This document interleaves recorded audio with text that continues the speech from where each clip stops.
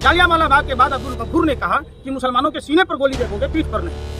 ये अशफाकुल्लाह खां का देश है, ये ठाकुर रोशन सिंह का है, चंद्रशेखर आजाद का है, भगत सिंह का देश है, ये पंडित नेहरू गांधी का देश है, अम्बेडकर का देश है। यहाँ समतामूलक समाज की बात होगी, यहाँ धर्मनिरपेक्ष राष्ट्र की बात होगी, यहाँ किसी जाति विशेष की बात नहीं होगी। जो लोग धार्मिक कट्टरता फैलाते हैं ये तालिबानी है। चावल में थोड़ी सी शक्कर क्या पड़ गई, ये खीर समझ बैठे। और देश की भोली वाली जनता ने इनको सत्ता की बागडोर क्या दे दिया, ये अपने बाप की जागीर समझ बैठे। धरने को दिया बंदूक हो गए हवलदार, जिस वोटर आई कार्ड से आपने वोट लिया, हम ही को कहते कागज दिखाओ।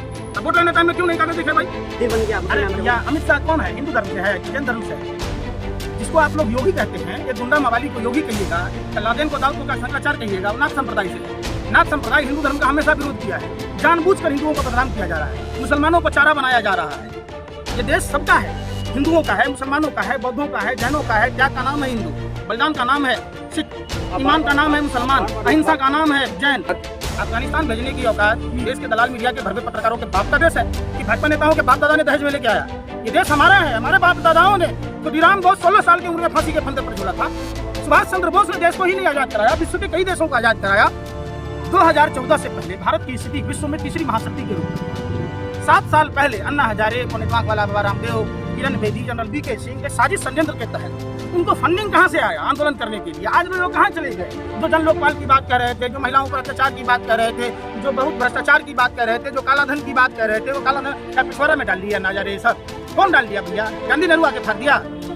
ये हिंदुस्तान को अफगानिस्तान बनाना चाहते जो लोग इस पर चर्चा करते हैं। ये सीखने की जरूरत है भारत के लोगों को, 135 करोड़ आवाम को, कि हम धार्मिक कट्टरता के खिलाफ एक होकर आवाज लगाएं। सिर्फ हिंदू समाज के लोगों को नहीं, मुस्लिम समाज के लोगों को नहीं, जैनों को भी, बौद्धों को भी, ईसाइयों को भी, तमाम जो धर्म के लोग जो यहाँ बासिंदा हैं, कि हम अपने हिंदुस्तान को अफगानिस्तान नहीं बनने। लियाकत जी के पास क्या पैसे नहीं है? दरिद्र घुस गया, क्यों नहीं उसको पैसे दिया जाता? क्यों नहीं उसको अफगानिस्तान भेजा जाता? देखिए, भारत सरकार तो आज बात कर रही है। पौने 2 आंख वाला कानिया बाबा रामदेव तालिबान से बात करने की बात कर रहा था। भाजपा का त्रिपुरा का विधायक अरुण चंद्र भौमिक बात कर रहा था कि तालिबानी स्टाइल में विपक्षी नेताओं पर कार्रवाई होनी चाहिए।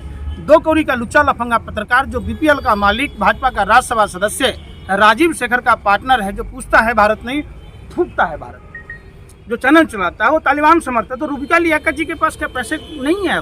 दरिद्र घुस गया, क्यों नहीं उसको पैसे दिया जाता? क्यों नहीं उसको अफगानिस्तान भेजा जाता? देखिए, कोरोना और तालिबान हिंदुस्तान की 135 करोड़ आबादी को सीखने का मौका दिया है। हम सभी को सीखना चाहिए। कोरोना ने यह सिखाया कि हम अपने मजहब, जाति के लिए नहीं लड़ें, हम अस्पताल के लिए लड़ें कि अस्पताल बेहतर कैसे हो। अस्पताल में ऑक्सीजन कहाँ से आएगा, अस्पताल में डॉक्टर कहाँ से आएगा, अस्पताल में दवाइयाँ कहाँ से आएगी, ये बात कोरोना ने सिखाया। जब एक तरफ पूरा देश विपत्ति में था, तब मंदिर, मस्जिद, गुरुद्वारा, मंदिर, तमाम तरह के धार्मिक स्थान बंद कर दिए गए, दारू का ठेका चालू कर दिया गया। कहीं किसी धर्म में दारू पीना लिखा गया है क्या? किसानों का कर्जा माफ नहीं होगा, अंबानी अडानी का कर्जा माफ हो जाएगा। स्कूल का फीस माफ करने की औकात सरकार की नहीं होती है, अस्पताल की फीस माफ करने की औकात नहीं होती है, अंबानी अडानी का माफ कर दिया जाता है। तो देश के लोगों को तालिबान से सीखने की जरूरत है। अगर तालिबान बनाया किसने, इस बात को सोचने की जरूरत है। अमेरिका और इजराइल जैसे देश और उनके मित्र देश वहाँ के मुस्लिम युवकों को हथियार दिया, पैसा दिया, तालिबान बनाया, नफरत फैलाया। अगर अफगानिस्तान के लोगों ने धार्मिक कट्टरता और नफरत के खिलाफ लड़ा होता तो अफगानिस्तान का ये इतना बुरा हाल नहीं होता। ये हिंदुस्तान को अफगानिस्तान बनाना चाहते जो लोग इस पर चर्चा करते हैं। ये सीखने की जरूरत है भारत के लोगों को, 135 करोड़ आवाम को, कि हम धार्मिक कट्टरता के खिलाफ एक होकर आवाज लगाएं। सिर्फ हिंदू समाज के लोगों को नहीं, मुस्लिम समाज के लोगों को नहीं, जैनों को भी, बौद्धों को भी, ईसाइयों को भी, तमाम जो धर्म के लोग जो यहाँ बासिंदा हैं, कि हम अपने हिंदुस्तान को अफगानिस्तान नहीं बनने देते। बात होनी चाहिए हिंदुस्तान की तो आप लोग बात करते हैं अफगानिस्तान और पाकिस्तान की। बात होनी चाहिए इंदौर की तो आप लोग बात करते हैं इस्लामाबाद की। बात होनी चाहिए करनाल और कानपुर की तो आप लोग बात करते हैं काबुल और कंधार की। मीडिया तो यही चिल्ला रही थी ना, तालिबान तालिबान तालिबान। जिसको महंगाई यहाँ नजर आता वो चला जाए अफगानिस्तान, ये बीजेपी के नेता कह रहे थे। बीजेपी नेता के बाप का देश है, उसका बाप दहेज में लाया था। ये देश हमारे बाप दादाओं का है, ये देश ठाकुर रोशन सिंह का है, ये अशफाकुल्लाह खां का है, अब्दुल गफूर का देश है, पंडित नेहरू का देश है, महात्मा गांधी का देश है, सुभाष चंद्र बोस का देश है, सरदार पटेल का देश है। यहाँ सभी जाति, सभी धर्म के लोगों का देश है। किसी एक के बाप का थोड़े ना है जो भाजपा नेता कह देगा। आप समझिए ये लोग भाजपा नेता करते क्या है। 2014 से पहले भारत की स्थिति विश्व में तीसरी महाशक्ति के रूप में था। 7 साल पहले अन्ना हजारे, पंडित वांकवाला, बाबा रामदेव, किरण बेदी, जनरल बीके सिंह एक साजिश षड्यंत्र के तहत इनको फंडिंग कहाँ से आया आंदोलन करने के लिए? आज भी लोग कहाँ चले गए? जो जन लोकपाल की बात कर रहे थे, जो महिलाओं पर अत्याचार की बात कर रहे थे, जो बहुत भ्रष्टाचार की बात कर रहे थे, जो काला धन की बात कर रहे थे, वो काला धन का पिछवाड़ा में डाल दिया नाजारे। सब कौन डाल दिया भैया? गांधी नेहरू आके फाड़ दिया। जब उस समय से तिगुना कोरोना काल में स्विस बैंक में पैसा हो गया, जो 15 लाख देने की बात थी अब 45 लाख देना पड़ेगा। 45 लाख देना तो दूर की बात है, देश की संपत्ति बेच रहे हैं, किडनी निकाल के बेच रहे हैं। तो उस पर कोई चर्चा नहीं होती है कि बेरोजगारी पर चर्चा हो, एक समान शिक्षा नीति पर चर्चा हो। कभी आपने भाजपा नेताओं से सुना कि नेता, मंत्री, अफसर, उद्योगपति, मजदूर, देश की आवाम का बच्चा एक साथ पढ़ेगा तो स्कूल की स्थिति बेहतर होगी? उस पर चर्चा नहीं होती। बात इसकी नहीं होती अस्पताल की, एक समान स्वास्थ्य नीति लागू होना चाहिए। शुक्र मनाइए कि आप यहाँ भारत में मोदी जैसा प्रधानमंत्री है 56 इंच वाला, नहीं तो अफगानिस्तान चले जाइए। कितना पैसा मिला है आपको? फालतू वाला सवाल। अफगानिस्तान भेजने की औकात देश के दलाल मीडिया के भरवे पत्रकारों के बाप का देश है कि भाजपा नेताओं के बाप दादा ने दहेज में लेके आया? ये देश हमारा है, हमारे बाप दादाओं ने। खुदीराम बोस 16 साल की उम्र में फांसी के फंदे पर झूला था। सुभाष चंद्र बोस ने देश को ही नहीं आजाद कराया, विश्व के कई देशों को आजाद कराया है। जब कोरोना काल में गाड़ियां नहीं चल रही थी, ट्रेनें नहीं चल रही थी, लोग पैदल चलने को मजबूर थे, ट्रेन की पटरियों पर कटकर मर रहे थे, ट्रॉली पलटने से मौत हो गई, तो उसकी चर्चा नहीं कीजिएगा। चर्चा कहाँ से कीजिएगा? उस समय तो रतों की होती है। वोट दे रहा है हिंदू मुस्लिम के नाम पे, मंदिर मस्जिद के नाम पे। अयोध्या में राम मंदिर बन गया, उसके नाम पे। भैया अमित शाह कौन है? हिंदू धर्म से है कि जैन धर्म से है? जिसको आप लोग योगी कहते हैं, एक गुंडा मवाली को योगी कहिएगा, तो लादेन को, दाऊद को का शंकराचार्य कहिएगा, नाथ संप्रदाय से है। नाथ संप्रदाय हिंदू धर्म का हमेशा विरोध किया है। जानबूझकर हिंदुओं को बदनाम किया जा रहा है, मुसलमानों को चारा बनाया जा रहा है। ये देश सबका है, हिंदुओं का है, मुसलमानों का है, बौद्धों का है, जैनों का है। त्याग का नाम है हिंदू, बलिदान का नाम है सिख, ईमान का नाम है मुसलमान, अहिंसा का नाम है जैन। क्या बार बार बोल रहे हैं कि कोरोना से सीख मिला, चर्चा महंगाई पे शिक्षा तो होनी चाहिए, लेकिन आज भी मीडिया में एकदम से कहीं किसी भी राज्य में चुनाव हो तो आप पाकिस्तान का जीन, अब जैसे तालिबान का जीन आ गया है। इसका कारण क्या है? क्यों ऐसे डिबेट होने शुरू हो जाए? देखिए, चैनल वालों की मजबूरी है। चैनल वाले तवायफ जो मुजरा करती है उससे भी गए गुजरे हैं। वो लोग सिर्फ जमीर भी बेच दिया, आप समझिए, ईमान बेच दिया।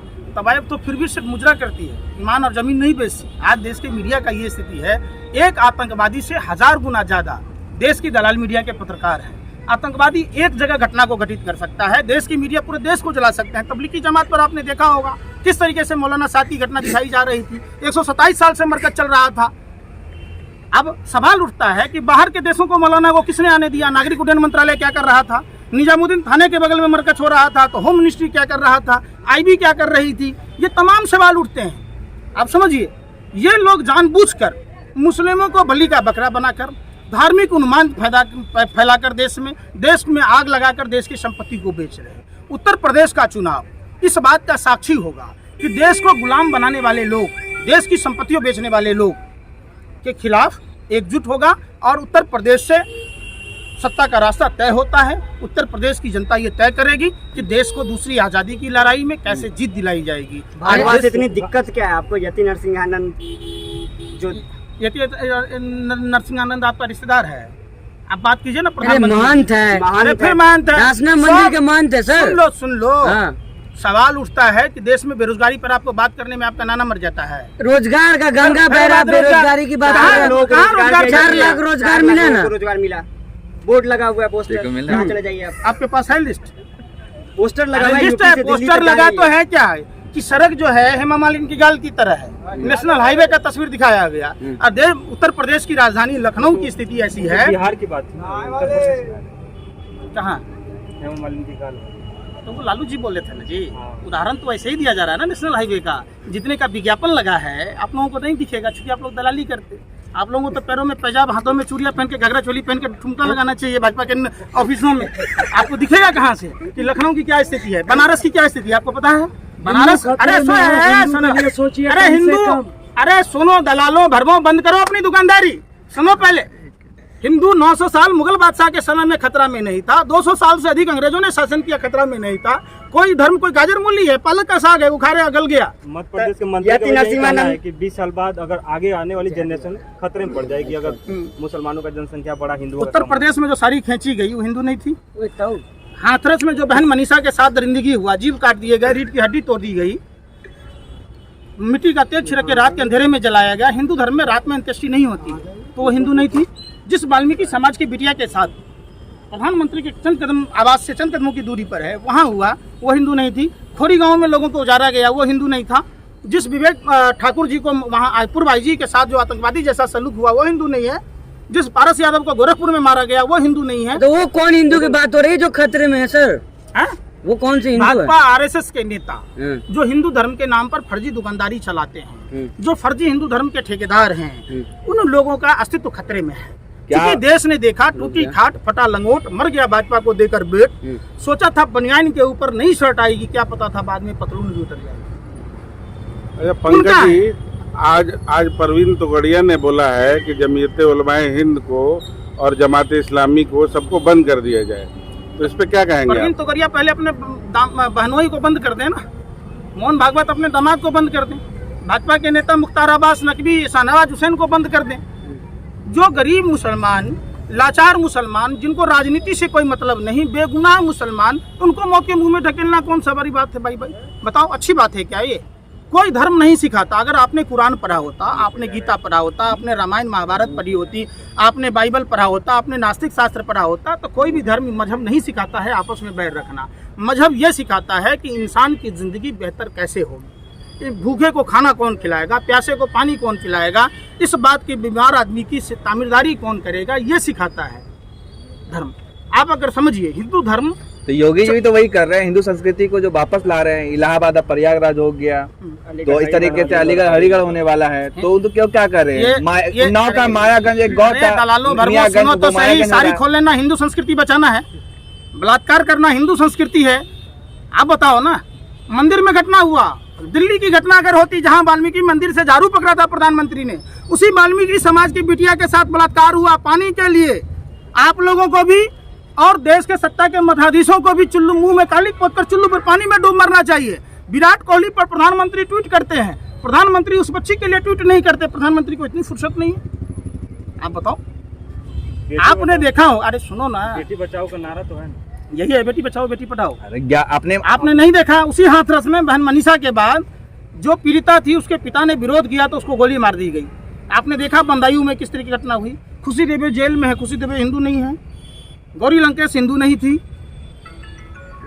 अब देखो ना, ये जानबूझकर एक हिंदू धर्म के नाम पर, जो लोग हिंदू धर्म के नहीं हैं, जो योगी आदित्यनाथ जिसको आप योगी कहते हैं, वो गुंडा मवाली है 70 से अधिक धाराओं में, और वो नाथ संप्रदाय से आता है, वो हिंदू नहीं है। नहीं है, हिंदू रक्षक है, हिंदू हितैषी है। आप हिंदू से ही बाहर कर दिए उनको गुरु जी। आपने तो रावण को भी हिंदू कह दिया।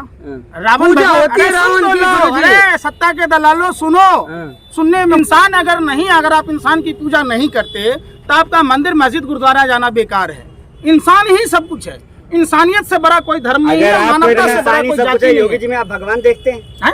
योगी जी में भगवान कहाँ देखते हैं? वो इंसानियत का काम कहाँ करते हैं? जिस तरीके बना दिया, ये वही लोग है। दांडी मार्च का विरोध किया, असहयोग आंदोलन। जैसे गाय को भैंस को रूखा सूखा घास खिलाइएगा, अमृत जैसा दूध देगा। उसी सांप को अमृत जैसा दूध पिलाइएगा तो जहर उगलेगा। तो ये भाजपा आरएसएस के लोग, सावरकर के लोग, नाथूराम गोडसे के लोग, उसी सपोले के बच्चे हैं। उनको कितना भी कुछ कर दीजिएगा, गीले चावल में थोड़ी सी शक्कर क्या पड़ गई, ये खीर समझ बैठे। और देश की भोली वाली जनता ने इनको सत्ता की बागडोर क्या दे दिया, ये अपने बाप की जागीर समझ बैठे। धरने को दिया बंदूक, हो गए हवलदार। जिस वोटर आई कार्ड से ऑप्शन से वोट लिया, हम ही को कहते कागज दिखाओ। तब वोट लेने टाइम में क्यों नहीं कागज दिखे भाई? ये बताओ ना। आपके बाप दादा गोरे अंग्रेजों की दलाली करता था, आप जाओ ब्रिटेन।